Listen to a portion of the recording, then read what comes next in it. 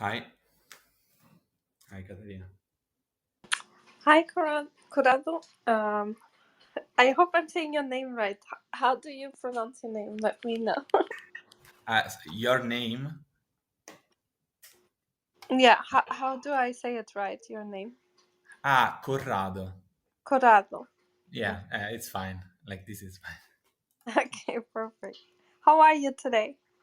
I'm fine. Oh, sorry. Can you hear me? Yeah. I'm fine. Thanks. Good, good. Yeah, me too. I'm good. I'm Nice. excited Okay. to have this um talk here. So, Yeah. we have like around 6 minutes, so we have Mhm. a few minutes to relax. In the meantime, I'll share on Twitter that we are Okay. about to start. Okay.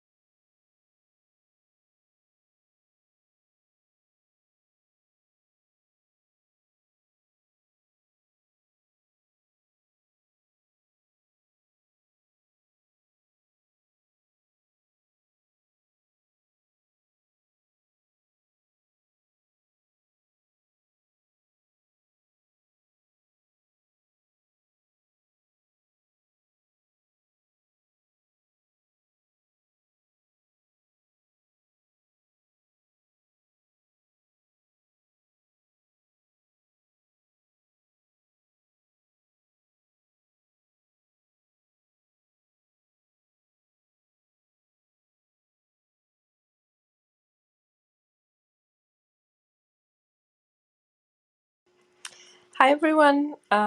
Thank you for coming. We will start in around 3 to 4 minutes. It will be a really interesting room here with our guest speaker, Dr. Corrado de Pascali, who will talk about his really interesting work about 3D printed biomimetic artificial muscles. So, yeah, feel free to invite people if you think this room is really interesting, or share the room. And yeah, curious. Thank you. You already shared the room. Thank you so much. And yeah, stay tuned. In the meantime, let me go ahead and paste the. I'll paste in a second the paper link. And feel free to look through the slides while we are waiting. Thank you.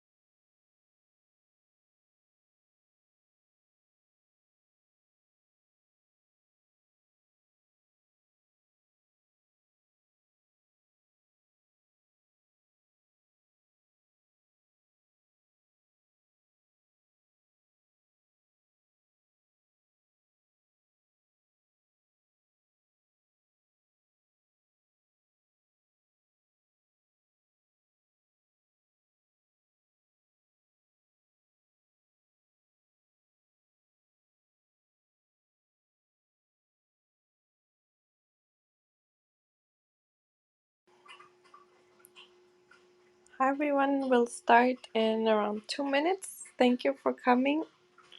Feel free to raise your hand and come to the stage to ask questions. And we invite discussions. So, yeah, thank you, Kyria, so much. And feel free to share the room, invite people that you think would be interested in this topic in. Um, thank you. We'll start in a minute. Thank you.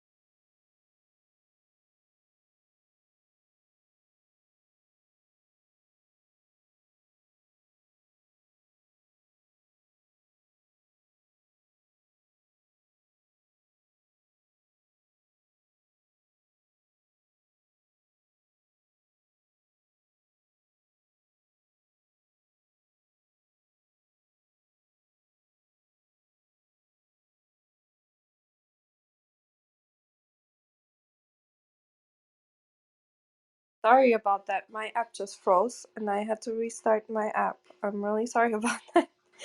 So, I'm glad the room is still here. Okay. Um we can start, I think. I know it's early for here for the US, but I think we can slowly start. And so welcome everyone to the Science Society, and of course a special welcome to you, Corrado. Thanks. I'm very happy that you're here, and gladly um, you were already here so that the room didn't crash a minute ago. I'm sorry. I shared it on Facebook that the room started, and then it wouldn't bring me back to the app. So, but yeah, before we start with your presentation, let me introduce you to the audience a little bit, and then we'll go from there.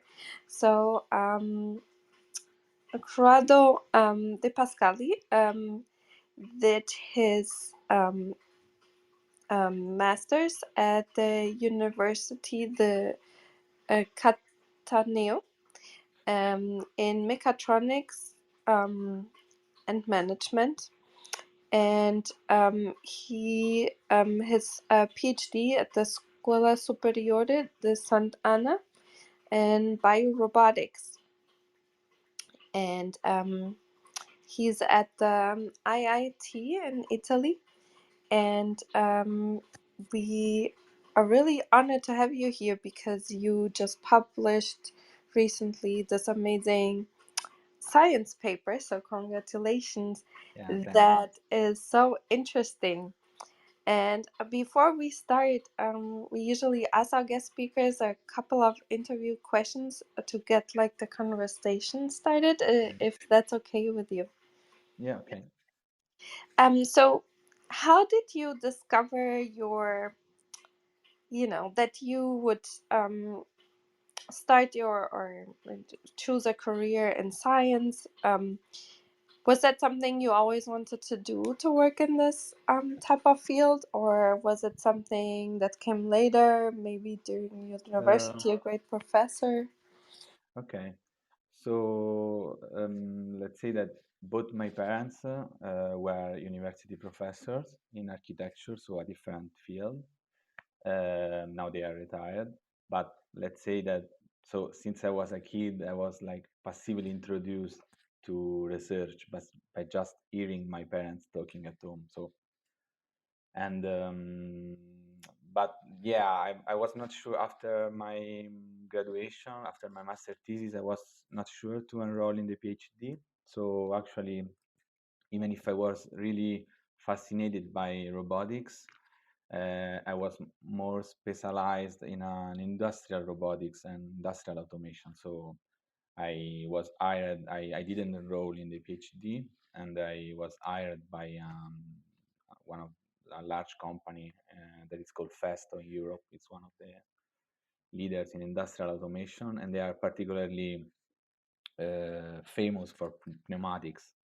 And basically, there I became aware of this bio-inspired robotics that is the field in which now I'm working, because this company Festo has a research line and works with some university, particularly in Germany, on this, in order to develop these cool by inspired robots that they don't commercialize, but they just use as um, I mean, in their convention to show some new pneumatic technologies and stuff like that. So I was aware of this by inspired robotics, and I became interested in this. And then I found that there was actually a PhD on biorobotics in my country, in Italy. So I decided to enroll, and yeah, I quit the company, the job in the company, and I came here where I'm working now.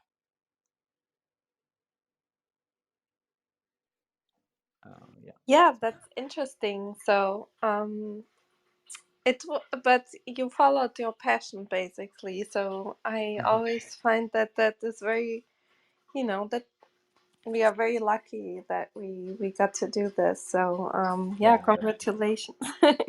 No, it's true. It's true. Absolutely. Yeah. Yeah, so you already alluded a little bit how you chose this field, especially, Hmm. and for this specific project, um, is there maybe a background story? Was it very easy? Were there maybe some, um, how did you choose to work on this project? Hmm. Was it easy to get a grant? Did people maybe say, "Oh, this Um, is wonderful," or "You crazy"? This all this no, sure, happens. sure. So let's say that I'm working with other colleagues and other teams inside this European project that is called Proboscis. That of course I am not the leader of the project.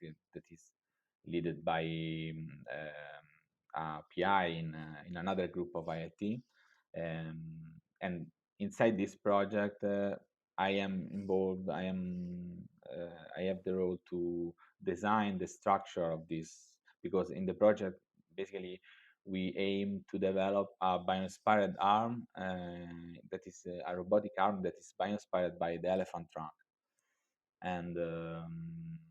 and yeah, I am involved in the design and for the structure of the trunk and for the actuation. And yeah, basically the trunk can achieve a wide range of deformation thanks to the muscle architecture that are inside, because basically it's something that is called muscular hydrostat, so it doesn't have any bones. And this is really interesting also from a design point of view, other than actuation. So yeah, that is the, let's say, the frame in which we started to study, because the most important part for this to for this goal to develop this robotic arm is of course to develop really so to develop a specific muscle that can be um, what we will explain later, that can be really can have high versatility and can be implemented in this structure to achieve what we want to achieve. So this is why we started studying artificial muscles. I started studying artificial muscles, and the main purpose why we developed the what we presented in this article. Yeah, that's. I'm not sure if I answered the question, but Oh, yes, sure. okay. That's perfect. So, yeah, um, the stage is yours now for your presentation for everyone. The presentation is pinned on top of the room. Feel free to open the link. And yeah, thank you so much. And um, yeah, if you, I'm not sure if you would like people to have to ask questions more in the end or in between. No, It's it's the same for me. If there is something not clear, or someone want to ask something, feel free to interrupt me. And I'm not sure if I can see the chat because I'm using the desktop app from my yeah, laptop. I'll So do that for you. I'll would okay, read it thanks. out. Okay, perfect. Thank you. The Okay, stage is yours. Thank you. okay, thanks. So good morning, everyone. As Caterina said, I'm Corrado De Pascali, and I'm working in the group of Barbara Mazzolai at the Italian Institute of Technology, together with the School of Advanced Study in Sant'Anna. I will just briefly introduce the topic of the artificial muscles, and then I'll move to my work. So natural muscles have always been a reference for creating actuators capable of moving artificial machines. Thanks to their muscular systems, animals are able to achieve a wide variety of movements, from fast and powerful sprints to precise and delicate movements, like, for example, the expression on our face. The possibility of being able to reproduce these natural movements in artificial machines has led to the development of the so-called artificial muscles. Artificial muscles are widely spread in soft robotics, and particularly in the bioinspired soft ones, where robotics try to mimic the behaviors of the animals and plant kingdom. Several types of actuators have been proposed in soft robotics to that purpose, and a common classification is based on the nature of the external stimuli needed to activate them. That inputs can be pressure, electrical energy, magnetic fields, heat, light, exothermic chemical reaction. But among them, the pneumatic artificial muscles are the most famous and most adopted one, thanks to several advantages, like mostly because they usually can produce high forces, good contraction, and are lightweight. They officially were born in 1950 with the McKibben pneumatic muscle, which is still the most famous one. And since this first design was presented, several pneumatic artificial muscles have been developed. And even if they have different designs, the main operating principle is more or less the same of the original McKibben. At least two basic components are constantly involved: a stretchable membrane, constrained by a casing of tensile-resistant fibers that modify its behavior. So when the membrane is pressurized, it inflates and radially pushes the fibers that surround it, and the high tensile resistant fibers, pushed by the radial expansion induced by the membrane, pull the two ends of the membrane together and force the system to contract. So this was just to summarize, but nowadays artificial muscles can easily overcome the performance of a natural muscles in terms of contraction, force, and power. But the versatility of the natural muscle is still largely unmatched. Indeed, natural muscles enable the dexterity and the wide range of movements, amplitudes, speeds, and forces observed in animals, despite they are composed of bundle of fibers that can only contract. So how is this possible? Well, this is possible thanks to the fact that muscular systems are composed of multiple muscles of different shapes and sizes that are arranged in articulated architectures. So the muscles work together and manage to convert simple contraction into complex deformation. And this is still hard to mimic and be transposed in the artificial world, mainly because artificial muscle layouts, despite recent results, still involve a number of assembled components, hindering miniaturization, implementation in complex architecture, and customization. So, to this purpose, we have developed this new class of pneumatic artificial muscles that are amenable of dimensional scaling, customization to specific needs, and a straightforward fabrication.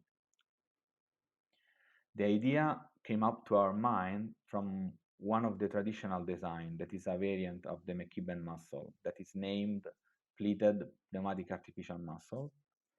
This pleated muscle works in a similar way to the McKibben. Basically, it only presents a membrane with folds that facilitate the housing of the fibers and lead to lower stretches of the membrane itself, with some advantages and some drawbacks.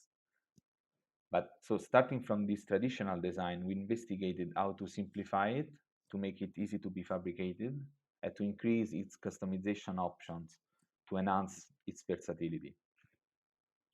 You can see a simplified representation of their development process in the second slide. Through a reiterative process of design refinement and performance improvement, we then have defined a basic design for this new class of actuators that we named GRACE, that stands for Geometry-Based Actuator, able to contract and elongate. From the base design, we have developed a geometrical model that formally defined the general shape of the GRACEs, and the model allowed us to optimize their performances and led us to the final design.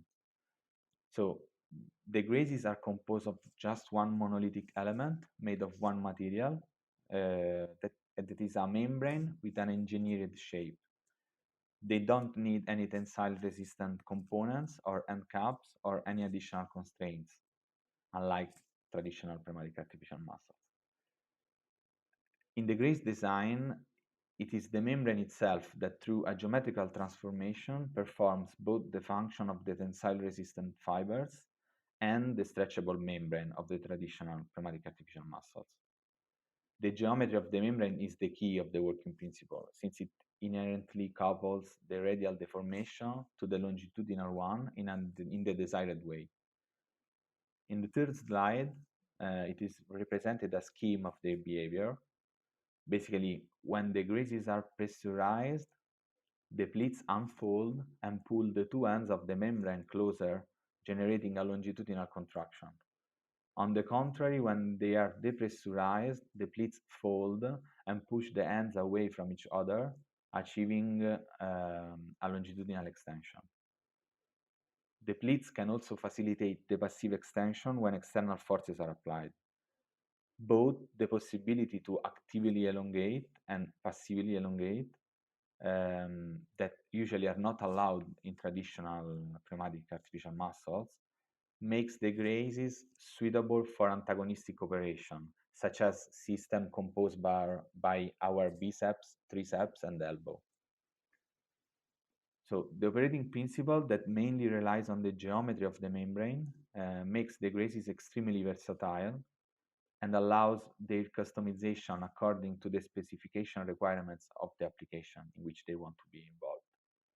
Particularly, the contraction and the extension ratios achieved by the GRACEs can be tuned, as well as the exerted forces and their dimension. A wide range of materials can be involved in their manufacturing, and several fabrication techniques can be adopted. They can also be directly embedded in the structure to be actuated in order to enable the straightforward fabrication of complex pneumatic devices without any assembling phases. The possibility of tuning their contraction and elongation performance is enabled because the deformation is driven by the geometry, and therefore by changing some geometric parameters in their designs, it is possible to modify how they deform. The geometrical model that we have developed and which I briefly represented through a few figures in slide 4 and 5, without going too deep and reporting any formula, directly relates the shape variation of the grays when they are pressurized or depressurized to the main geometrical parameters of the design. And this model can be exploited both to investigate how each parameter affects the deformation achieved and to generate the design of the grays to obtain the desired contraction and elongation. As a demonstration, we set some constraints, such as the number of folds and the length of the actuator, and we generated 3 designs using the model according to our needs. One that maximized the contraction, one that maximized the elongation, and one suitable for antagonistic operation by maximizing the contraction and the elongation while keeping them equal. We named these 3 designs Grace C, Grace E, and Grace A from contraction, elongation, and antagonistic design. So since the model is only geometric, it does not consider some elements, such as the material involved or the material or the membrane thickness. It produces its outcome with some evaluation error. Anyway, the error are relatively small since these elements, so the material and the membrane thickness, almost don't affect the contraction and elongation performance. What they highly affect instead are the forces exerted and the pressure inputs needed for the graces, and this is something that can be exploited to tune them. The effect of these factors can be investigated through the finite element analysis, which together with the geometrical model provides a complete tool to study the behavior of these artificial muscles. In slide 7, you can see the samples of the 3 main designs printed through the stereolithography technique with a desktop 3D printer and a commercial resin, both from Formlab. So talking about the grazes fabrication, they can be manufactured through several manufacturing techniques, but they are particularly suitable to be produced through additive manufacturing processes.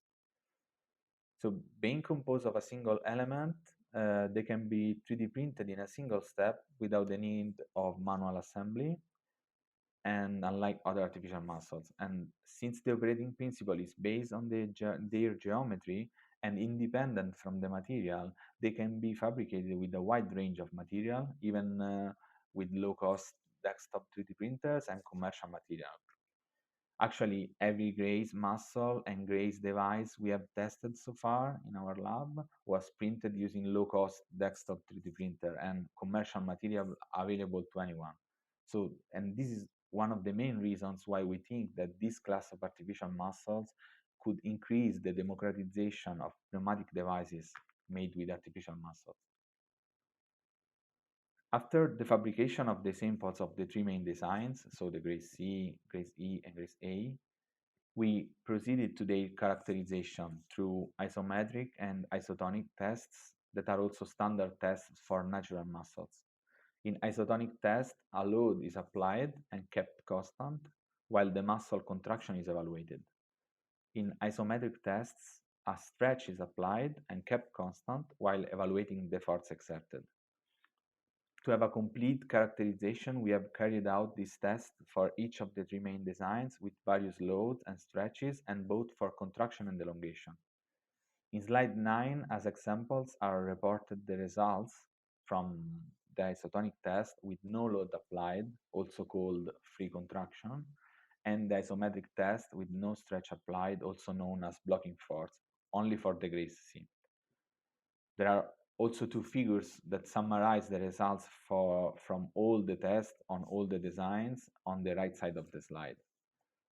We also tested the grazes for 1000 actuation cycles to test their endurance, and during these tests they didn't break or show any particular change in their behavior. The isotonic tests showed us that the grazes can achieve a maximum contraction of around 25-30% and around 20% of extension. These values can be compared to the ones of the natural muscles, which have an average contraction of 20%, with peaks of deformation that can reach 40%. Instead, in the isometric test, our samples achieved a peak of pulling force of 20 Newton and around 10 Newton pushing force, and these contraction forces, particularly um, shown, shown by the samples, are lower than the ones exerted by the natural muscle. But as I mentioned before, and as you can see in the videos on slide 10, the forces exerted by the grazes can be tuned depending on the material adopted. So a stiffer material allows higher pressure inputs, and thus leads to higher forces. On the other hand, softer material permits the grazes to achieve lower forces and that require, of course, lower pressure inputs. The resin we use for the specimens we have characterized is relatively soft, and that's why the forces were not so high. But using a stiffer material for the air fabrication, we were able to lift with the same design of the test up to 1,000 times their weight, and which is more than 5 times the forces shown during the tests. A similar behaviors about tuning the forces occur when the thickness of the membrane is modified, as shown in the videos on slide 11. Thicker membranes allow stronger pressurization and depressurization and lead to higher forces. Thinner membranes behave similarly to softer materials and allow them to sustain lower pressure inputs. Another feature that makes the grazes very versatile is the fact that the working principle is independent of their size. They can theoretically be scaled at will, even if obviously some limits are set by the technology involved in their fabrication. And grays of bigger size can exert higher forces, but they also become slower since more time is needed to inflate or deflate them. Additionally, their puffy shape can be a problem for some application in which compactness is crucial. But can be easily overcome by scaling them down and arranging them in complex configurations, such as series and parallel, since they can be directly printed in these complex arrangements, as I will show in a few moments. In the video on slide 12, we show the actuation of 4 Grace C of sides spanning from 1 centimeter to 10 centimeters. So since the material does not affect the working principle of the grazes, it is possible to use materials with some peculiar properties. In this work, we particularly adopted and we exploited an intrinsic property of the commercial resin that we use for the samples, that is called photoelasticity. It consists in the local variation of the optical properties due to a mechanical strain distribution in the material, and this property allowed us to verify that the manufacturing process did not produce any residual stress in the gray samples, and to qualitatively verify that the state of the stress due to the pressurization and to the pressurization was similar to the one we obtained through the finite element analysis. In the videos on slide 13, you can see how the color of the grays changes while they are being pressurized. Qualitatively, the areas with greater color variation are those where there are more possibility of failures. This is a simplified explanation, but this is the point. So the versatility of the grazes, together with their straightforward fabrication through 3D printing, makes them suitable for automated mass customization processes. Similar to the path we went through to realize the 3 main designs, it is possible to define the main steps to customize a grace and make it suitable for a specific application. Through the model, it is possible to generate the geometrical parameters related to the desired contraction and elongation. constraints due to the application, such as dimensional constraint, can also be inserted and considered into the model. The generated geometrical parameters then are used to design the grace shape through computer-aided design software, and the behavior of the outcome of the CAD can be simulated using finite element analysis with different material properties and membrane thickness to evaluate the forces exerted and the overall endurance of the artificial muscle.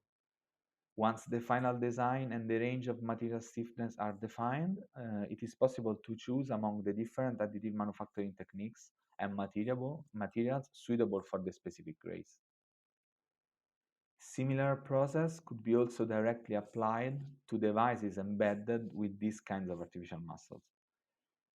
Indeed, the graces can be embedded in the structure to be actuated and allow to 3D print the whole device in one step without assembling phases.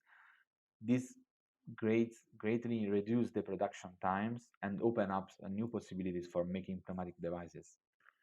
And as a demonstration, we designed and realized a pneumatic hand printed in a single printing step with a low-cost desktop 3D printer that is from Formlab, and we used the same commercial resin we used for the samples that we tested through isotonic and isometric tests. And in slide 15, there is a picture of its fabrication, and while in slide 16, a video while the hand is actuated. So the hand is composed of 18 graces of different sizes and shapes. 3 grace C of 2 centimeter length are needed to actuate each finger, 2 for the thumb, and 4 grace A of 3 centimeter are in the wrist. The contraction of the grace C in the palm basically pulls the tendon that cause the fingers to bend, and while the grace A in the wrist are arranged in an antagonistic configuration, and depending on which ones are contracting and which one are elongating, they enable multiple rotation and deformation of the hands, as you can see in the video on the 16th slide, on the slide 16. The full hand has a similar size of natural hand and weight less than 100 gram, and this is because basically the grace actuator are super light. They weigh few grams because basically they are empty inside. So the weight is really low. Even if you change the material, it doesn't change too much. And yeah, and now with my colleagues, we are currently working on realizing complex biomimetic muscle architecture composed of greater number of graces, and in the realization of what I said at the beginning, the robotic arm inspired by the elephant trunk, which will be composed of thousands of these graces. And yeah, that's all. Thanks for your attention. Thank you so much for this wonderful presentation. This is so impressive because Thanks. you know, the variety of materials people can use and shapes and the simplicity, it's so elegant. It's Yeah, so thanks. impressive. Thank you so much for sharing this with us. And I invite everyone, please ask questions. If you have questions, raise your hands. If not, you know, you have to listen to my questions. Can I ask one? Yes, please go ahead, Cheryl. Hi, Corrado. Thank you for sharing your work. I'm just curious, have you already started to apply this in practical use? And do you think you will see more success in humanoid robots or use as artificial limbs for human? Yeah, so let's say I'm not an expert on like prosthetics or humanoid robot, so I cannot really answer. I cannot complete give a complete answer to that. But we think that they can easily be involved basically in every application that involves artificial muscles. Um, and so yeah, I think so. For example, the hand I shown here is just a demonstrator, of course. Um, Even if I mean the movements are really nice and biomimetic. Of course, the hand itself, the structure of the hand, it's not biomimetic because the muscle arrangement it's way more complex, but it's something that is possible to replicate. It's needed, of course, someone maybe that is already expert on the artificial hands that can work on that and maybe come up with a design that can be also used for prosthetic and something like that. So I think that for sure in let's say in almost all the field of bioinspired software in soft robotics where there is an artificial muscle, we can think to use them. In humanoid robots, I also think it's possible. I mean, pneumatics, artificial muscles are used in that field, so why not even those?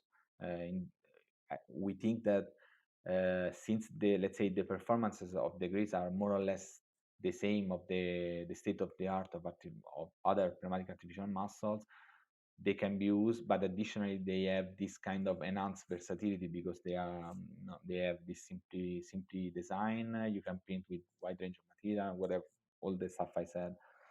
So yeah, more than that, yeah, I mean, pneumatic artificial muscle are also involved in industrial automation. For example, the company in which I was working, Festo, they produce a pneumatic artificial muscle that is basically the McKibben. So the design is the same of the most famous one, most famous one. So I think yeah, there are also some possible application in industrial. I think yeah, basically as far as I know, yes, all the application in which use an artificial muscle, I think it's possible to use them. I'm not sure if I answer, but yeah. Yeah, thank you for that answer. Um, I think it's really interesting for both applications, for medical applications and for robotics. Do you Are you planning on, or I know you said you're working on making more complex Yeah. systems, but you considering to work maybe with a group that uses brain implants to directly basically stimulate for paralyzed people to stimulate like hands or Mhm. limbs or so Um, through brain activity. yeah, I mean, I really know not too much in this field, so but yeah, I mean, I open to collaborate with everyone. I mean, things that no, I mean, this in our mind is like a tool that we developed, and now we will try, of course, to use it and I mean to yeah to use it in some useful application for sure. But for now, it's just a tool that is there. So if someone has some good idea in which we want to try to use it, it would be for sure it's welcome. But yeah, since I mean our group is expert in, as I said, in bio-inspired robotics. Of course, we are using this actuation because I mean we developed for that purpose. So the main purpose why we investigated this field was, as I said at the beginning, to find let's say something that we can consider like a building block for what will be this robotic inspired arm. But yeah, I mean, as I said, I open to everything to discuss and collaborate with other groups if they may think that this can be, I mean, can be useful for sure. Yeah, we had a while ago Miguel Nicolilis. I don't know if you know him. He's a pretty Not really. famous neuroscientist who did the exoskeleton in the World Cup in Brazil. Mhm. I don't know if you follow I heard something, football. but yeah. Yeah, so the kickoff was with his patients. Mhm. He developed the exoskeleton for paralyzed people, and they kicked off the ball, with those exoskeletons. And Mhm. his work was even more successful than he expected. Like people even were able to start use a little bit their own limbs again, which was not expected because he built in biofeedback, so sensors from the exoskeleton would feed back into the nervous system of the people, and they kind of regained a little bit of sensation and control due to Okay. that stimulus. And he opened up, he used to be at Duke University. He opened up his own institute. One And the cool thing about yours is that it's so easy and so elegant to build, because he is also very interested in technologies that can help, a lot of people, Yeah. not just I, rich I people. I mean, I'm pretty sure that they can be at least try to implement it in exoskeleton, even because I mean the pneumatic artificial muscles were invented. At least is what this is the story from the McKibben, and the purpose was because her daughter was sick by polio and could not move the, her hand. So this is the purpose of artificial pneumatic muscle. So I'm quite sure that um, we can work on something like that and try and see if it can be useful, it can be simplified, or maybe. So as I said, the really nice thing of this kind of artificial muscle is that the possibility to directly 3D print the device, no? So you don't have to, because let's say one problem that usually you have with traditional pneumatic artificial muscles is that you always have many components, and additionally you need to think how to attach them so I mean to transfer the force to what you want to move and what you want to achieve. But in this way you have the possibility, of course. I mean, it also depends on the dimension of the 3D printer.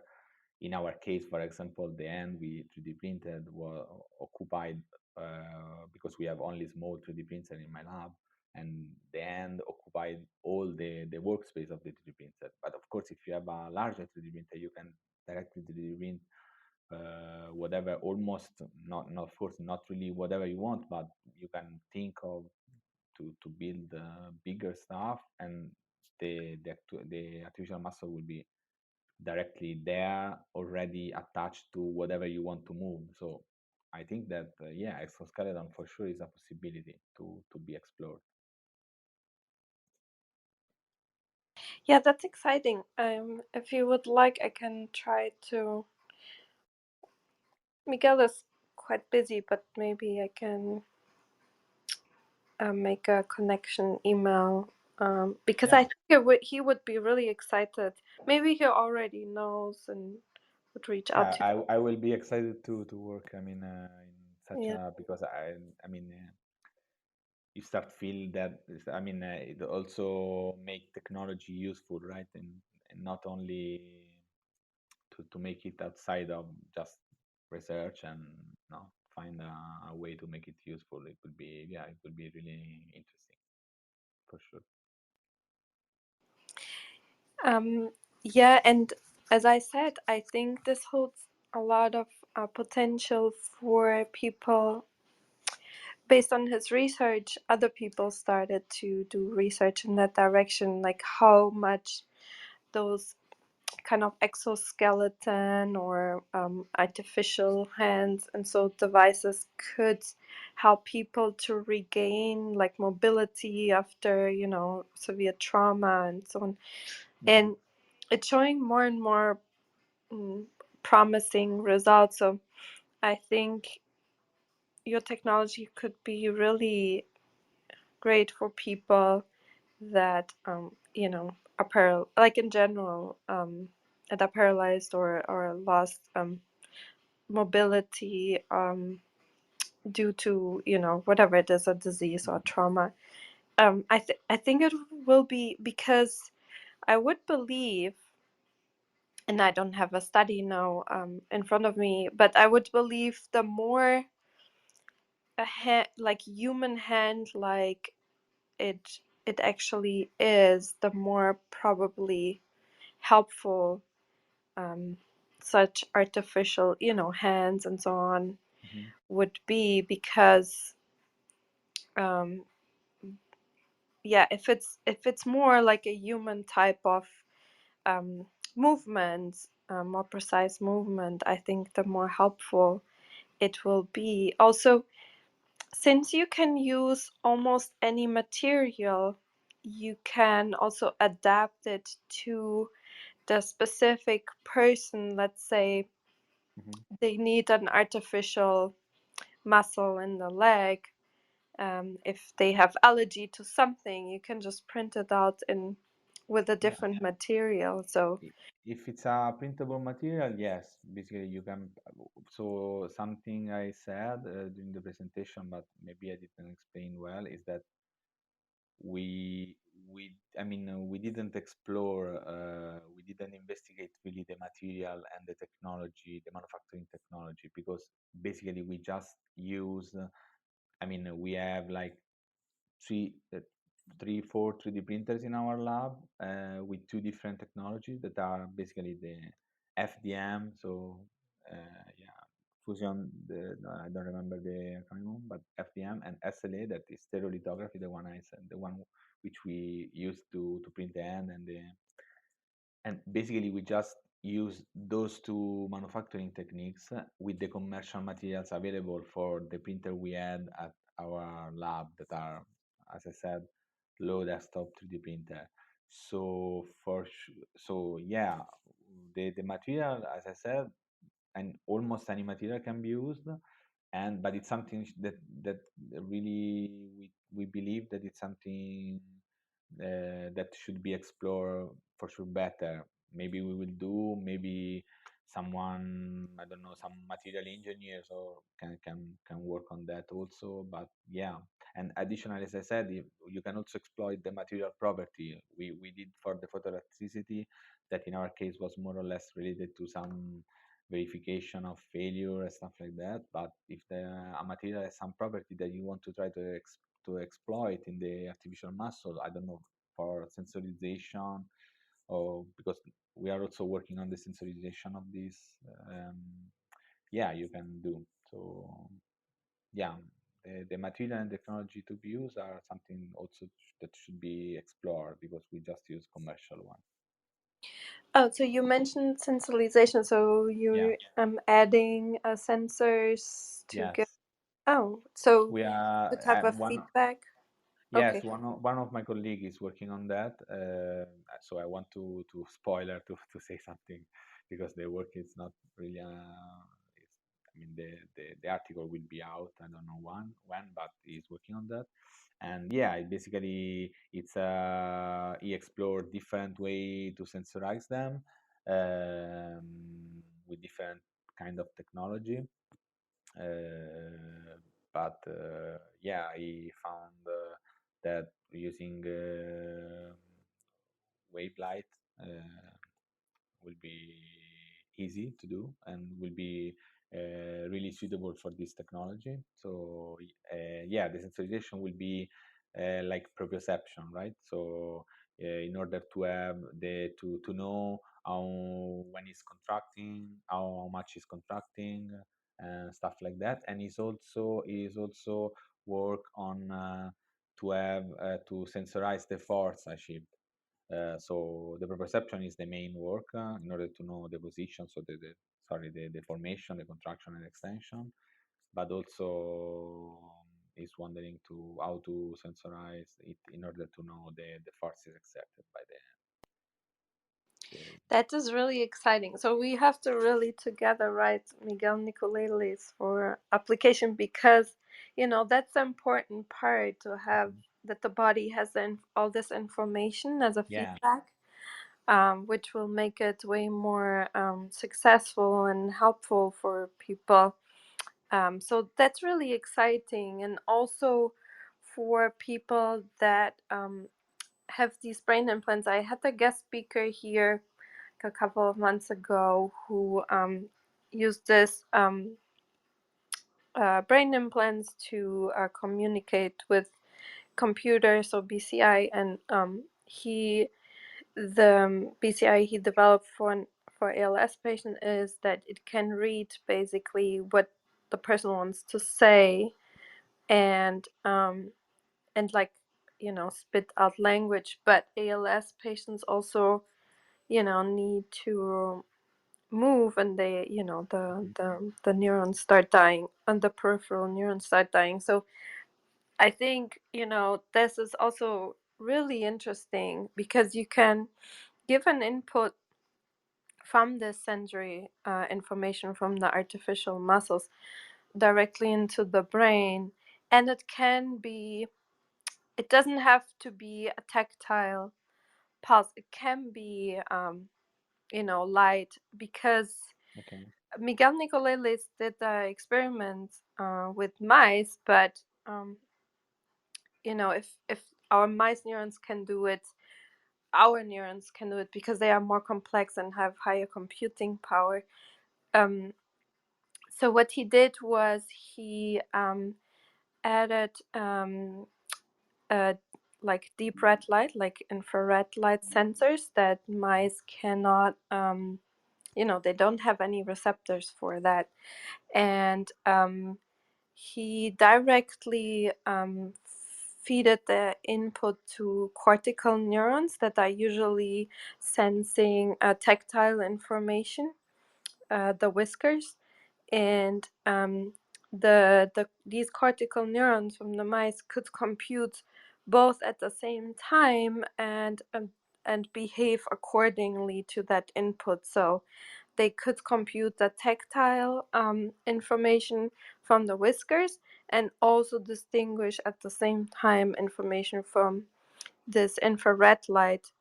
And like if the infrared light would be there, they would, and if they would press a lever, then they would get foods, and they could Mhm. distinguish between if it was infrared or something else. So that those type of experiments that he does um, show that we can feed different type of sensors into our brain, and our brain is able to process it accordingly, like that it makes sense to the brain, Okay. even if it's a sensory information that we usually don't have. So that's why I think it's really exciting. I mean, I will be pleased to. I mean, I will be happy to work with. Yeah, for sure. So absolutely involve, of course, even my colleagues that working on sensorization, and yeah, I will be really happy about it. Hey everyone, how are you Hi. doing, guys? Hi. Yeah, so basically, I just saw your title here, speaking about 3D printing, Hmm. and I have my friend here. He's down in the audience. I wanted him to get in and to speak his experience about 3D printing and Okay. if it is related to biomimetic artificial muscles or anything. I don't think that he has good English, but I could help in that. I mean, if you Okay. could let him in, like his name is Osama there. It's in the corner, yeah. Could you raise your hand, Osama? Oh yeah, please. I'm inviting you to speak. So if you want to speak, if you don't feel comfortable just speaking, you can write in the chat Yeah, yeah, your exactly. question. Yeah, exactly. So yeah. So my friend, So for me knowing him and he was my roommate at least in university. So he made CNC like a machine with his own. I mean, very precise one, and even 3D printing with very, very, very minimal price, and hi, he's right here. I mean, he could express his experience at least. Yeah. Hey, Osama. Hi. Hi, Sama. Hi. Do you want to comment or say something? Hello. Are you there? Maybe he has bad connection or something. Hello. In the meantime, oh, Hello. Osama, you unmiked? Can you hear Yeah, us? yeah. I think you should leave the room and get in again. Leave, and then Do you hear me right now? yeah. We hear you right now. Could you raise up your voice a little bit? No. Yeah, you should raise up a little bit. I mean, we hear you just a little bit. Maybe come close to your phone or something. I will try this time. A little bit, How yeah. about now? It's better than yeah before. Yeah. So thank you, my friend Ilyas, to invite Are me you to this using? I room. can't hear Yeah, we you. Uh, cannot Do hear you? you. Are you using headphones? Maybe Don't then. use headphones. Yeah. Don't Yeah, use. it works. It doesn't work well on Yes, Clubhouse sometimes. Some headphones. Just try to raise up your voice or plug out did the you hear headphones me or now? something. Yes, Yeah. yeah. perfect. Yeah. I would like to start from thank my friend Ilyas to invite me into this room. Yeah. I I see that the subjects about 3D printing is quite interesting because they have many features and many of advantages that we can that allows us to think about. So as my friends tell you, I was personally work in development of 3D printers, but it's more about a mechanical engineering side.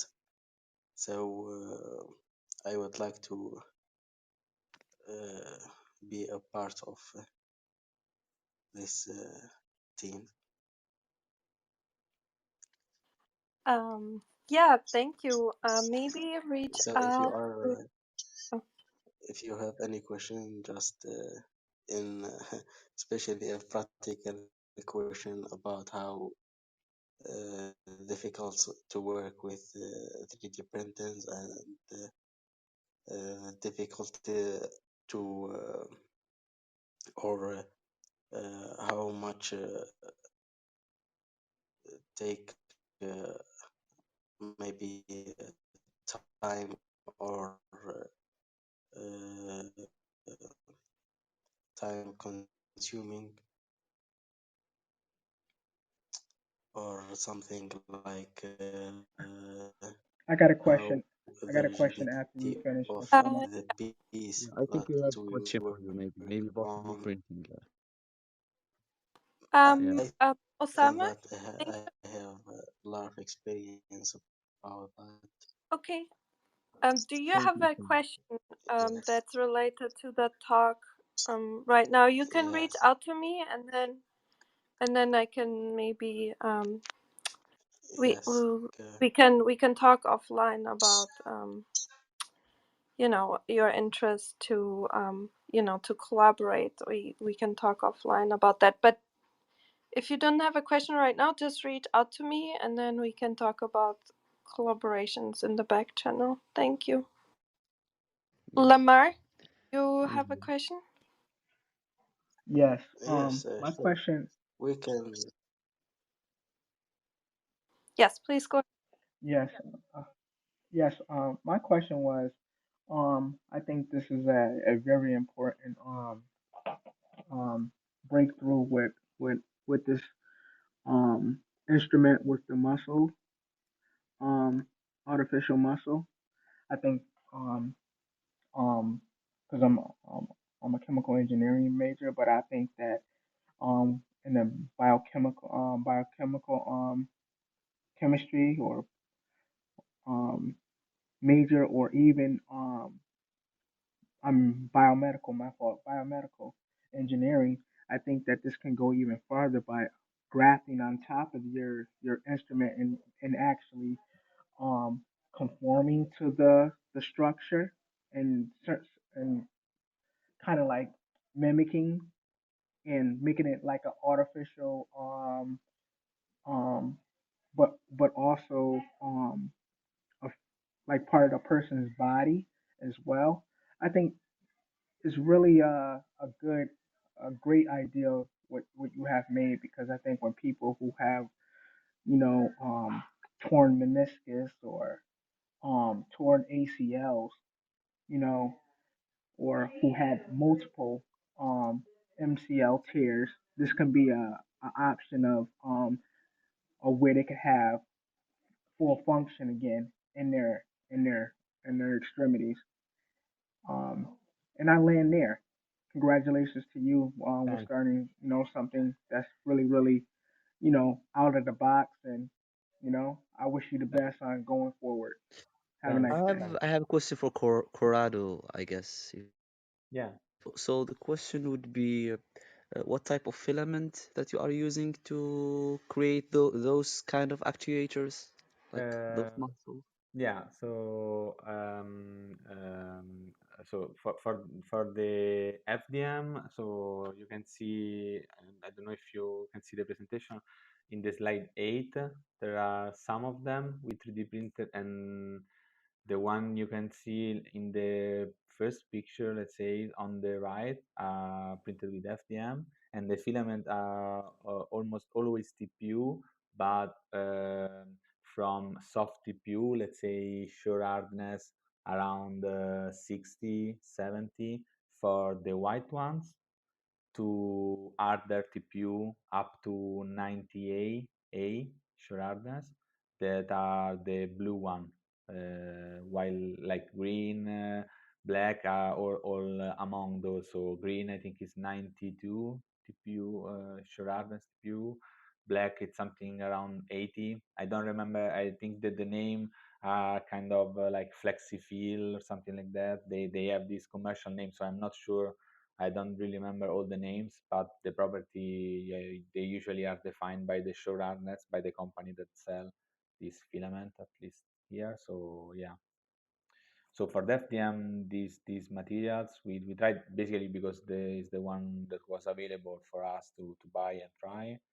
While for the resins, for stereolithography, we just use flexible resin from Formlab, because we have only the Formlab 3D printer, and Formlab only have this flexible material.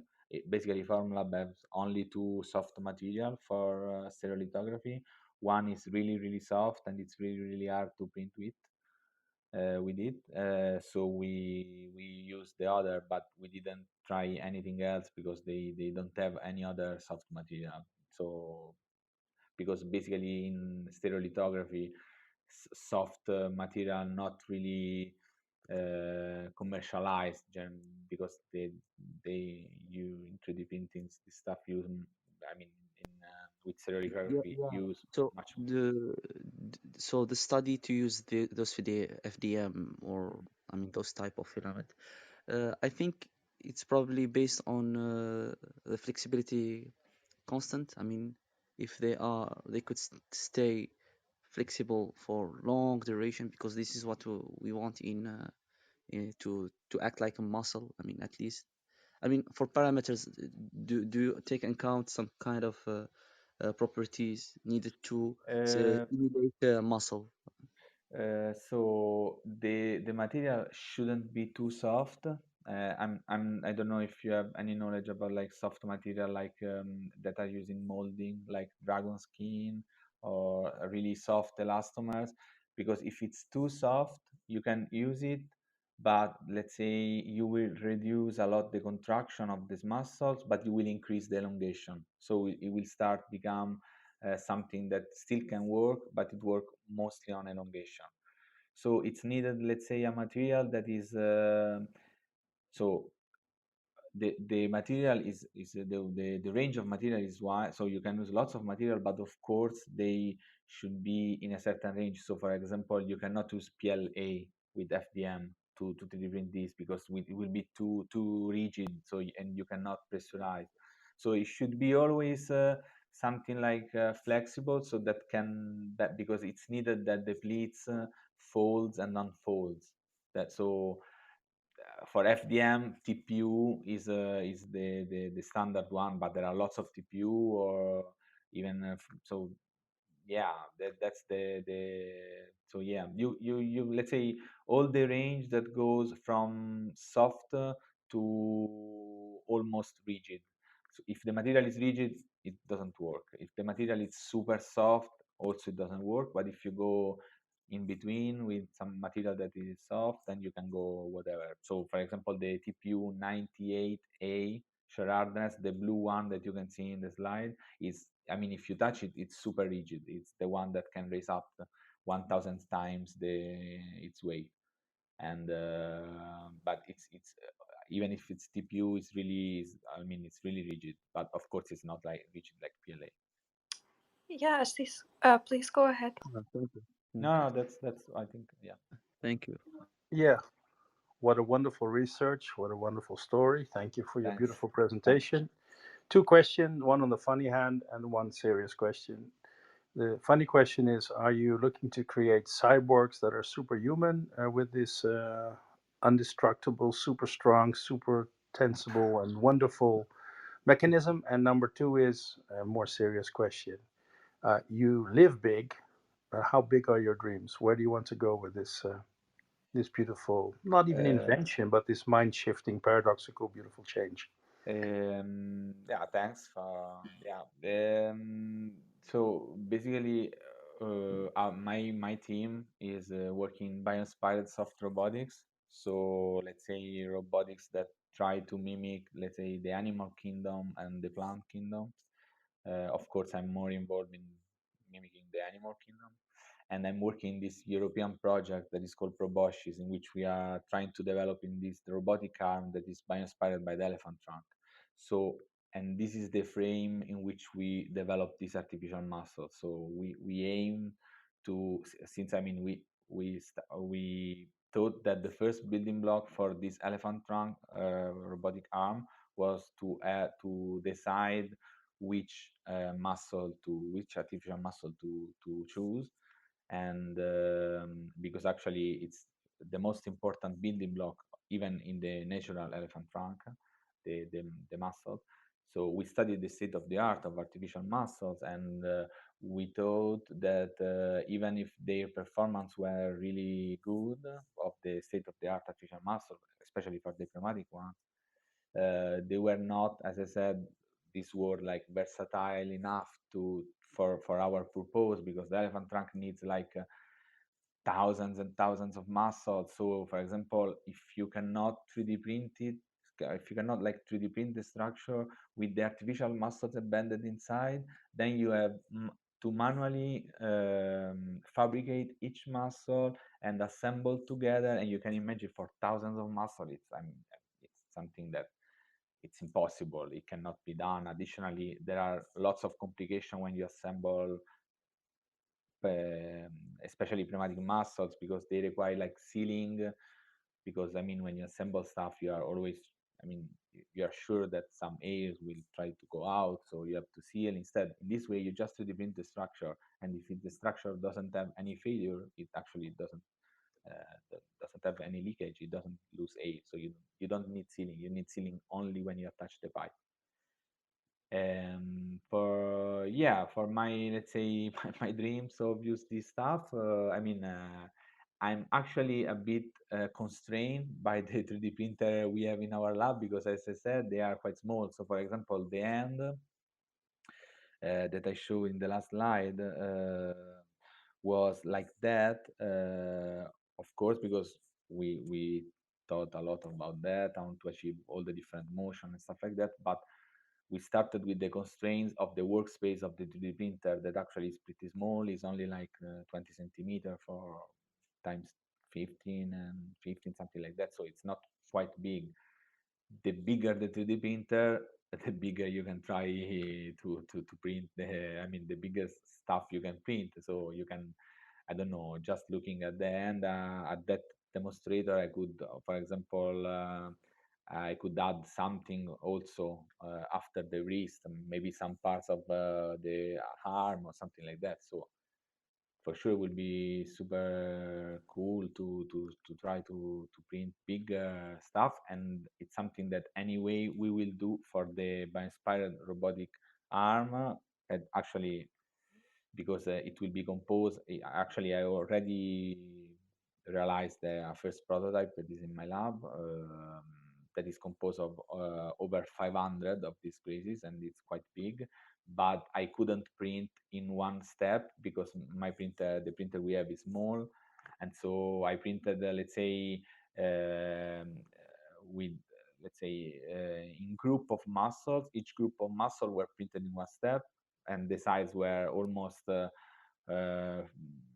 big as the workspace of the printer, and then I assemble them. But of course, if you have a bigger printer, yeah, you can try to 3D print bigger stuff. Of course, you have to consider because when you 3D print, there are always some problems that you have to consider, because there are like support material that you have to consider where you have to put, and you have to consider that when the material is too soft, if the height of the structure become too much, it starts like to kind of collapse, because the material, it really depends on the additive manufacturing techniques we are using. But for example, for stereolithography, since you are starting basically from a liquid, there are some certain height you cannot go over, because I mean it should be studied. On the other hand, you cannot go over this height, but also the structure of this actuator is really light, so maybe you can. So yeah, I for sure I will try to print bigger stuff, maybe more parts of human body and stuff like that. I talked a lot. Maybe I lost one of your question. I'm not sure. Okay. Yeah, thank you so much for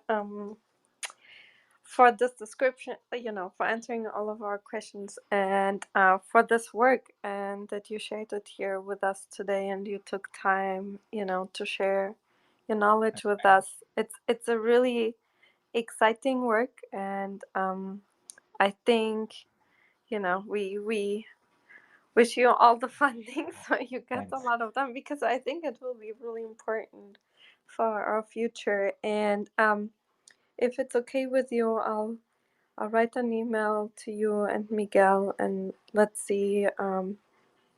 He sometimes gets Yeah. really busy. Let's see if he answers. But I think you two should, you and his team should collaborate. So I think it would be really exciting. So congratulations again. Thank you for your time, and maybe you come back. I don't know, in some months, maybe with your colleague, and share um, the sensory, and some updates on your work. We will be excited to follow your work, and yeah, we wish you all the Yeah, best. for sure. Okay, thanks. I want to tell Mr. Corrado one suggestion. I want to give him suggestion if you Yeah. want. I guess you are from Italy, Yeah, yeah, I'm from Italy. and you are now in Italy. Yes, yes. We are from Algeria, very close, me and Mhm. Osama. You mentioned that you have a small 3D printing. We could collab or do something and make you big 3D printing if you want. I mean, at least No, yeah, for sure. Let's say in my lab, yes, the 3D printer are really small. In this European project, this Proboscis, we are working with a 3D printing company that is in London. But let's say since there was COVID, then there was the before there was Brexit, we had lots of problem to work with them, and let's say the time to print the stuff were really super long. So we printed everything in our lab with these small 3D printers. But theoretically, yes, we have the possibility to 3D print bigger stuff because they have this DLP 3D printer. They have this SLA, so stereolithography, and also DLP. That is right.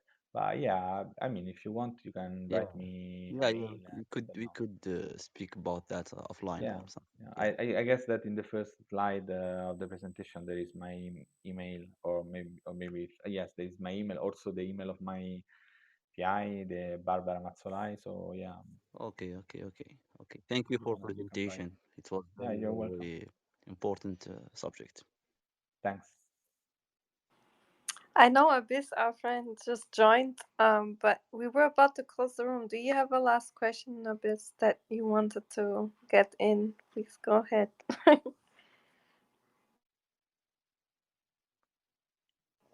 Okay. I don't think he might. I think he's at work. So, but he was listening. So, yes, thank you so much again, and let's stay in touch. Hopefully, and yeah, we wish you all the best. And thank you everyone for coming, participating, supporting. Um, we will have another room. We were supposed to have another room later this evening, but we will most likely reschedule. I think like 2 rooms a day is a little bit too much. And then we will have on Friday Dr. Michael Levine. It's another robotics room, but a different one, an organic robotics room. He invented this xenobots that can do different types of tasks. They can even replicate. And he shared his research with us 2 times now in the last 12 months, and he will come back and share what's going on now in his lab, like research updates, even unpublished ones. It's a really exciting lab. Michael Levine at Tufts University, check him out. He won many prizes and does really exciting stuff.